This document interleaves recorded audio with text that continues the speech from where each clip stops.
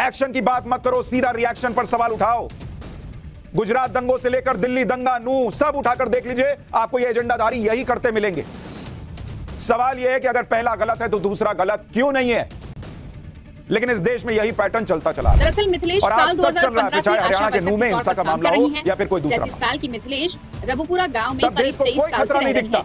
इनका जन्म हरियाणा के फरीदाबाद में हुआ था। इन्होंने 12वीं तक शिक्षा श्री राम के नारे लगाने वालों को तो तुरंत विलन बता दिया जाता है और एक बेटा है। लेकिन दूसरे धार्मिक नारे लगाने वालों को विलन नहीं बल्कि पीड़ित बता दिया जाता है। और अपने विचारों को रखने में कभी शर्माते नहीं। समुदाय के करीब 700 से 800 की भीड़ ने जगह जगह पथराव किया, अवैध हथियारों से जानलेवा हमला किया गया।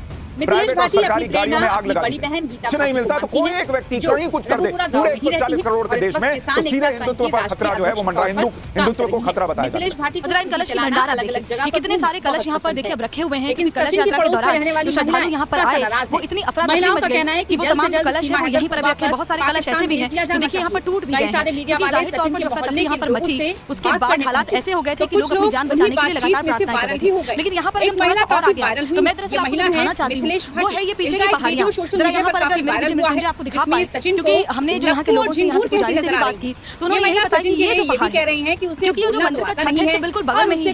यहाँ से इतनी आसानी से आप यूं समझिए सीमा हैदर की एजेंट जो पत्थरबाजी हो रही थी वो लगातार हो रही थी और फायरिंग भी हुई। ये जो एकदम मंदिर की छत से सटा हुआ जो ये पीछे की पहाड़ी का हिस्सा है तो मेरे ठीक पीछे आप देख पा रहे हैं इसी पहाड़ से वो गोलीबारी भी हुई, गोलियां भी चली और साथ ही साथ पत्थर भी फेंके गए। नॉर्मल सी बात है, आदमी तो होना चाहिए। नू के जिस नलवा महादेव मंदिर में श्रद्धालुओं पर हमला हुआ था वहाँ का एक वीडियो भी आपको दिखा। पता नहीं कितनी दूर जाना पड़ेगा। मंदिर 3 तरफ से पहाड़ियों से घिरा हुआ है। श्वेता अभी आपको रिपोर्ट। इससे प्यार करके आई है वो। वहाँ उपद्रवियों ने मंदिर को घेर लिया था यार। हमारे यहाँ पे आ गई। गोलीबारी हो रही है। इस वीडियो में पुलिस की मौजूदगी में फायरिंग की आवाजें आ रही। कोई भी है नॉर्मल पुलिस लोगों को किसी तरह से यहाँ से निकाल रही है। वायरल वीडियो है, हम वीडियो की पुष्टि तो नहीं कर रहे लेकिन इस वीडियो में क्या दिखता है आप उसको जरूर देखिए और पुलिस इस वीडियो की जांच बिना सिखाए पढ़ाई के बच्चा पापा कह देगा। और ये भाई हमारे गोली मार दी है पुलिस प्रशासन ले जाती हुई। ये देखो भाई ये पहाड़ है पहाड़ों से घेरते हुए ये गोली फायरिंग होती हुई और ये एक भाई हमारे गोली मार दी है पुलिस प्रशासन ले जाती हुई। ये देखो भाई ये पहाड़ है पहाड़ों से घेरते हुए ये गोली फायरिंग होती हुई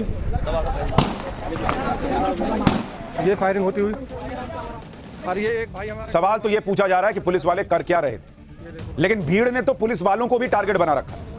एक एफआईआर अनिल कुमार नाम के सब इंस्पेक्टर ने भी दर्ज करवाई। यह सब इंस्पेक्टर यात्रा के दौरान ड्यूटी पर था। उन्होंने एफआईआर में बताया कि कैसे भीड़ ने पुलिस पर हमला किया। एफआईआर में सब इंस्पेक्टर अनिल कुमार ने बताया कि यात्रा शुरू होने के कुछ ही देर में 500 से 600 लोगों की उग्र भीड़ ने हमला कर दिया।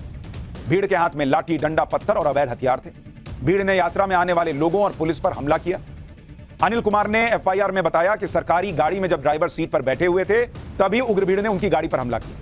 भीड़ ने उन्हें जिंदा जलाने की कोशिश की और उनकी गाड़ी में आग लगा दी। अनिल कुमार ने बताया कि किसी तरह उन्होंने उन्मादी भीड़ से अपनी जान बचाई। यह हाल था बॉस। कल मैंने आपको दिखाया था कि अस्पताल जहां इलाज के लिए लोग ले जाए गए वहां पहुंचकर हंगामा किया, तोड़फोड़ की, जिंदा लोगों को जलाने का प्रयास किया। और ऐसे लोगों से कुछ लोग सवाल नहीं पूछना चाहते क्योंकि उनके नैरेटिव पर यह सेट नहीं होता। और फिर वो कहते हैं कि वो इस देश में सेक्युलरिज्म की बात करते हैं। आप खुद दंगाइयों का, अपराधियों का धर्म देखकर उन्हें बचाते हैं और कहते हैं कि आप सेक्युलर हैं। दंगाइयों ने पीले रंग की एक बस से साइबर थाने की दीवार और मेन गेट को तोड़ दिया। भीड़ ने कुछ दंगाइयों ने थाने की दीवार और छत पर चढ़कर अवैध हथियारों से पुलिस पर फायरिंग भी की। जान बचाने के लिए पुलिस वालों को दीवारों के पीछे छिपना पड़ा। भीड़ को भगाने के लिए पुलिस ने टीयर गैस गन का इस्तेमाल किया। भीड़ से जान बचाने के लिए पुलिस ने 100 राउंड हवाई फायरिंग भी की। भीड़ ने थाने के बाहर खड़ी गाड़ियों में आग लगा दी।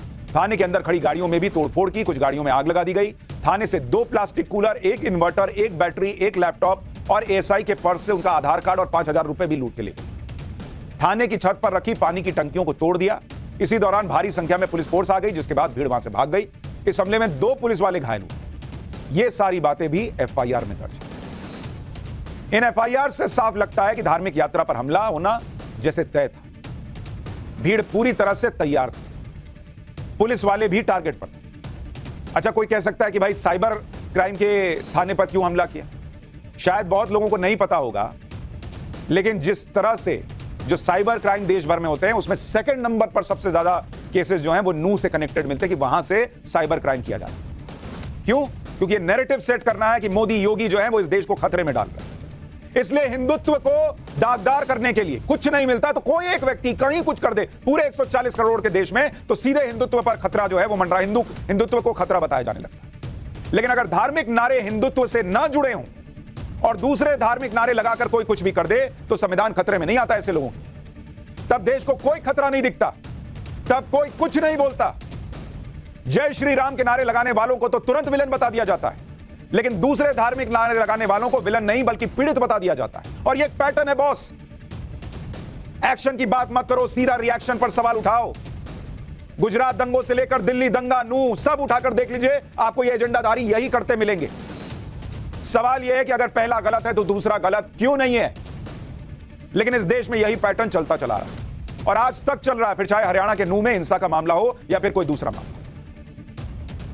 यहां भी एफआईआर में लिखा है कि भीड़ ने बकायदा धार्मिक नारे लगाते हुए, अल्लाह अकबर के नारे लगाते हुए हमला किया। लेकिन कोई जो है ये एजेंडाधारी इन पर सवाल उठा दें? नहीं बॉस, इन पर सवाल नहीं उठाएंगे। इनको गलत को गलत कहना नहीं आता, ये धर्म देखकर गलत और सही बताते हैं। और ऐसे लोगों को बचाने के लिए कभी मीडिया को जिम्मेदार, कभी सरकार को जिम्मेदार, कभी पुलिस जिम्मेदार, कभी मंगल ग्रह, कभी एलियन, कभी किसी को जिम्मेदार बता देंगे, लेकिन इनसे सवाल नहीं पूछ सकते। और कहते हैं इस देश में फलाना फलाना हिंदू मुसलमान करते हैं।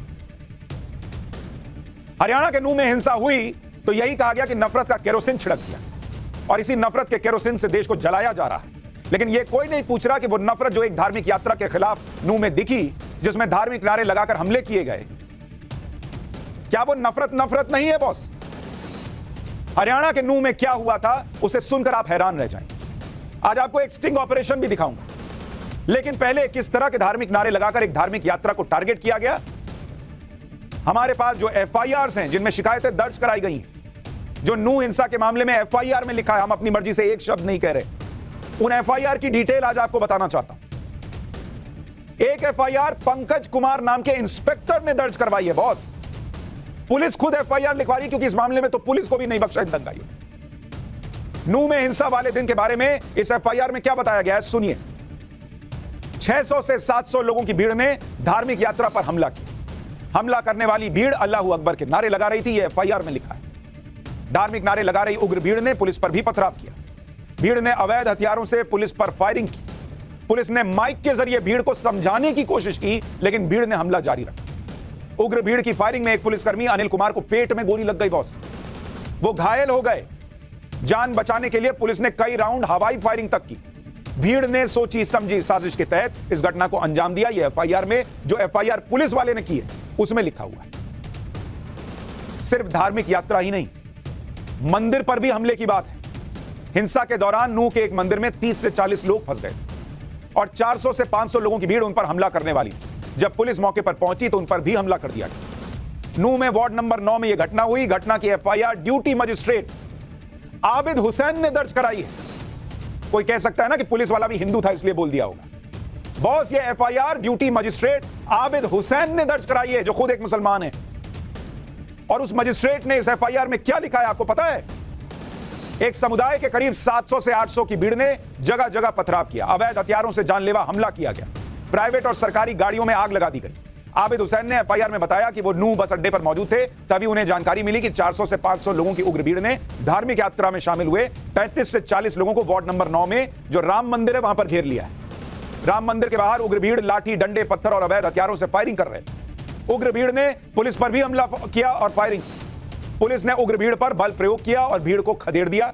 इसके बाद मंदिर में बंधक बने लोगों को बाहर निकाला जा सका, मानो जैसे भगवान ने खुद मंदिर में शरण लिए भक्तों को बचाया हो। लेकिन यह एफआईआर आबिद हुसैन नाम के मजिस्ट्रेट ने लिखवाई और वो खुद बता रहे हैं कैसे मंदिर के अंदर लोग फंस गए थे। जिस मंदिर से धार्मिक यात्रा शुरू हुई थी, उस मंदिर पर पहाड़ियों से पथराव और फायरिंग की।